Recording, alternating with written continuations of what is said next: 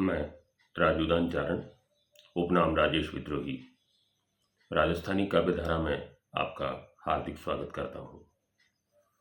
आइए सुनते हैं नीति काव्य की परंपरा में कुछ ऐसे विशिष्ट दोहे जिनमें अलग तरह की तार्किकता है, और ऐसी ही तार्किकता से जुड़े दो दोहे आपके सामने पेश कर रहा हूँ।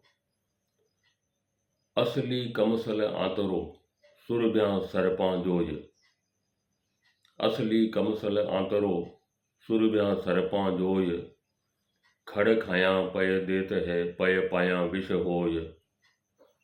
अर्थात असल और कमसल का अंतर। कमसल एक शब्द है जो राजस्थानी में बेहद प्रचलित है।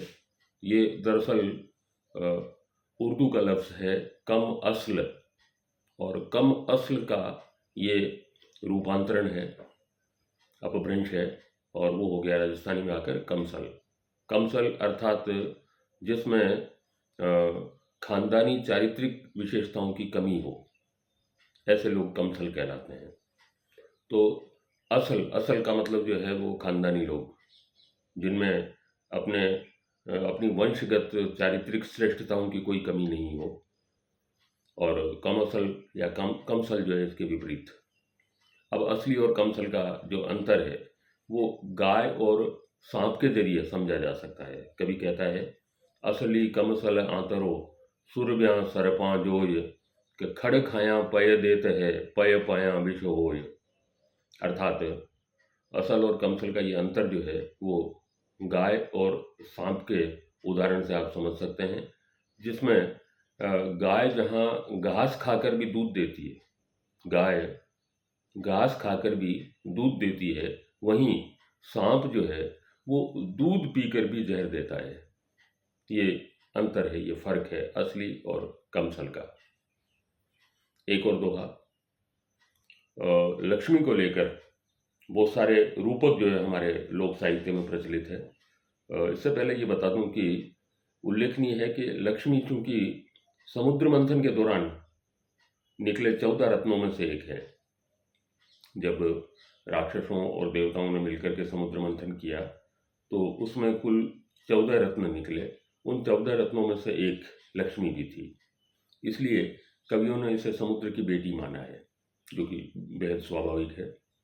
अब आप देखें कि समुद्र की बेटी होने के नाते लक्ष्मी की चरित्रगत विशेषताओं में क्या अंतर आ जाता है, ये आप इस दोहे में महसूस हैं कि जलरी जाई जिकण शू अंग थारे गत एह।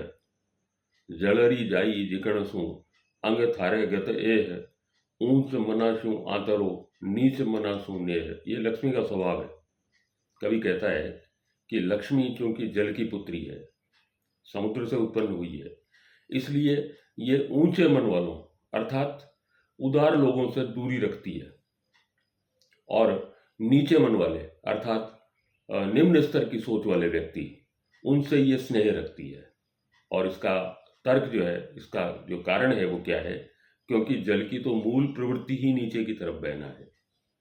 क्योंकि जल की मूल प्रवृत्ति नीचे की तरफ होते हुए बहना है, इसलिए लक्ष्मी का लगाव जो है वो नीच मनों वाले अर्थात निम्न स्तर की सोच वाले लोगों के साथ स्वाभाविक रूप से रहता है, और ये ऊंचे मन वालों अर्थात उदार लोगों से एक दूरी बनाए रखती है। ये विलक्षण दोहे हमारे लोक साहित्य के।